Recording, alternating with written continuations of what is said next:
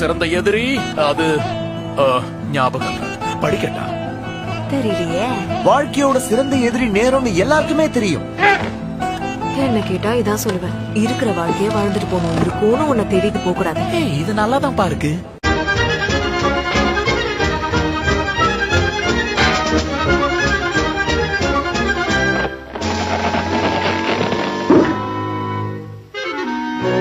இனிமே எந்த ரோட்ல போறதுன்னு தெரியலையே. இந்த பக்கம் போகணுமா இல்ல இந்த பக்கம் போகணுமா? ஆஹா, என்ன இது நம்மள தனியா குழம்ப விட்டாங்களே.